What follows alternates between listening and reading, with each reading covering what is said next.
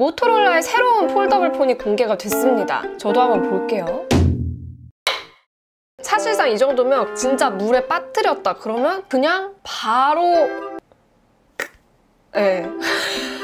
견디고 듣다 보면 늘어가는 테크 지식. 오케이.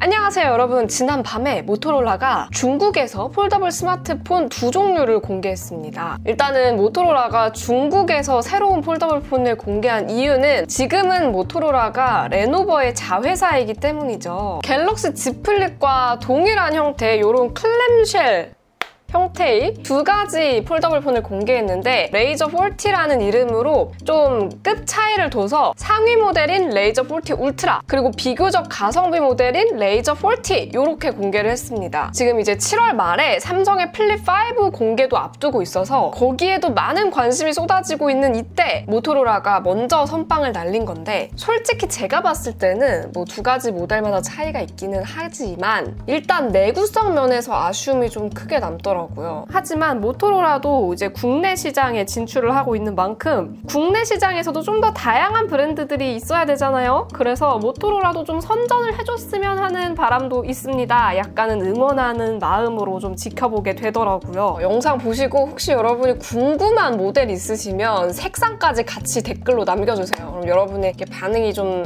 뜨겁다. 좀 유튜브 각이 나올 것 같다 하면 제가 직구를 해서 가져와서 리뷰를 해보도록 하겠습니다. 자, 그러면 모토로라의 플립은 삼성의 플립과 어떻게 다를지 한번 살펴보도록 할게요. 일단 울트라 모델부터 볼게요. 레이저 40 울트라는 갤럭시 Z 플립 같은 디자인을 기반으로 이제 외부 화면을 키운 3.6인치짜리 외부 화면이 들어가요. 디자인적으로는 플립 5 같은 경우는 이렇게 카메라 부분을 피해서 디스플레이가 들어갔거든요. 그런데 이런 형태가 아니라 레이저 40 울트라는 그냥 화면에다가 카메라 부분만 이렇게 냅다 뻥뻥 뚫어놓은 모습이더라고요.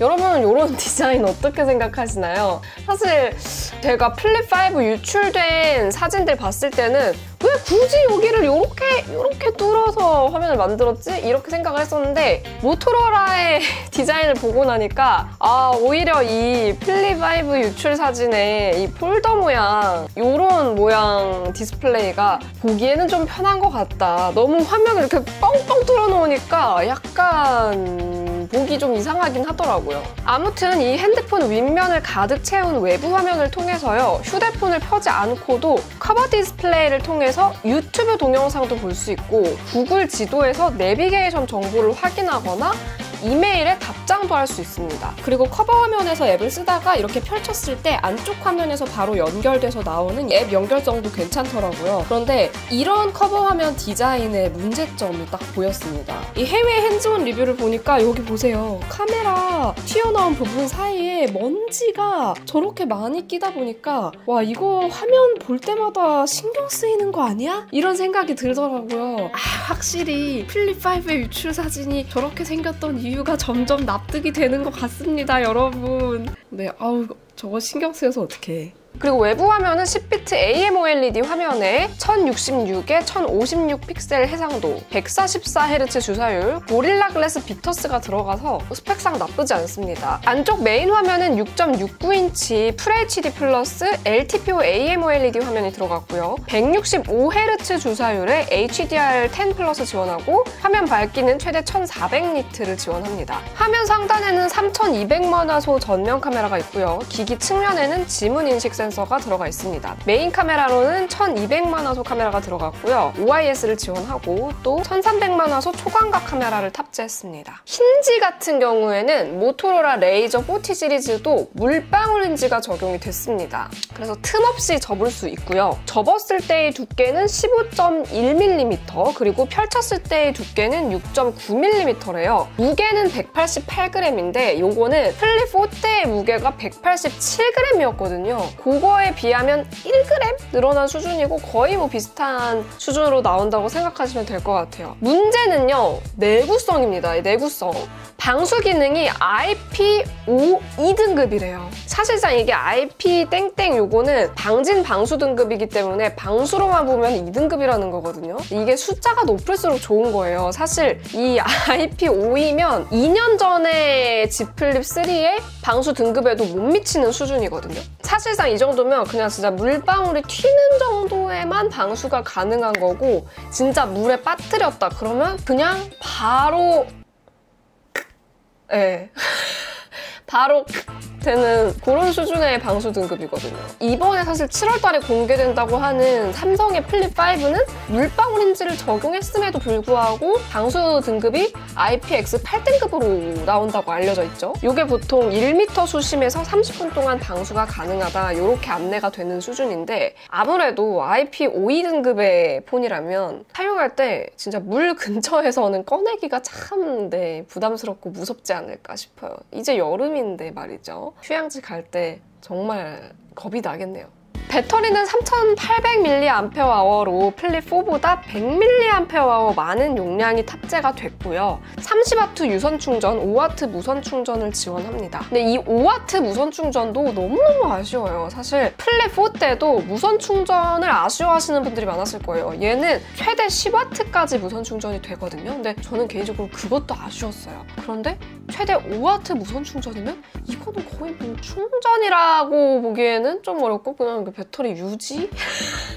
프로세서는 퀄컴 스냅드래곤 8 플러스 1세대를 도입했는데요. 이게 어느 수준이냐? 딱 플립4에 들어갔던 프로세서가 스냅드래곤 8 플러스 1세대입니다. 1년 정도 뒤처져 있다. 거기에 8GB, 12GB 램, 256GB, 512GB 스토리지가 탑재됐고요. 나노심과 eSIM으로 구성된 듀얼심을 지원합니다. 색상은요, 인피니티 블랙, 글래시어 블루, 비바 마젠타 이렇게 세 가지를 제공하는데요. 저는 개인적으로 사용을 해본다면 진짜 옛날에나 써봤을 법한 이 마젠타 색상도 한번 써보고 싶기는 해요. 어딜 들고 가도 아마 이거 무슨 폰이야? 이렇게 물어볼 것 같은 그런 색상이죠. 제품 가격은 8GB 램에 256GB 모델 기준으로 5,699위안, 한화로는 106만 원 정도고요. 12GB 램에 512GB 모델은 6,399위안, 한화로는 119만 원이라고 합니다. 이 제품은 일단 6월 5일부터 중국에서 판매를 시작을 하고요. 향후에 미국, 유럽, 한국 등 글로벌 출시될 것으로 예상된다고 해요. 해외에서는 레이저 40 플러스라는 이름으로 나올 전망이라고 합니다. 한국에서는 이르면 3분기쯤 출시할 예정이라고 하니까 뭐 플립이 나온 다음에야 출시가 되지 않을까라는 생각은 드네요. 다음은 보급형 모델인 레이저 40도 한번 살펴볼게요. 이 모델은 일단 공개되고 나서 정보를 보니까 진짜 저렴한 가격으로 공개가 돼가지고 제가 봤을 때도 오, 이런 플립 형태의 스마트폰 치고는 상당히 저렴하게 나온 모델이기 때문에 많은 분들이 가성비 폰이다 이렇게 느끼실 수 있었을 것 같아요. 그런데 스펙을 한번 들어보시면 저렴하긴 하지만 확실히 저렴한 데에는 항상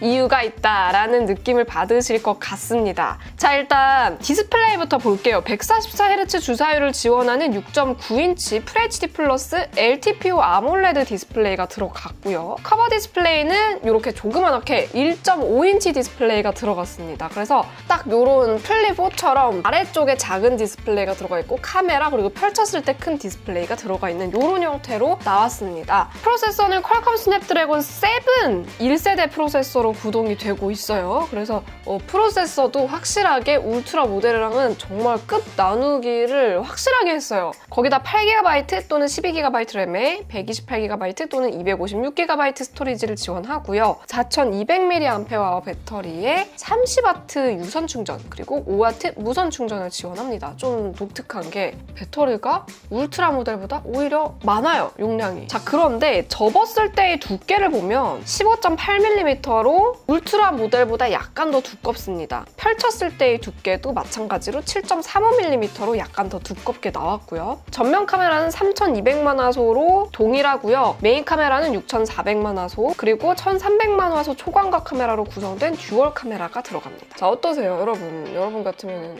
어떤 모델을 선택을 하실 것 같은가요? 혹은 플립5를 더 기다려보는 게 좋겠다는 생각이 드시나요?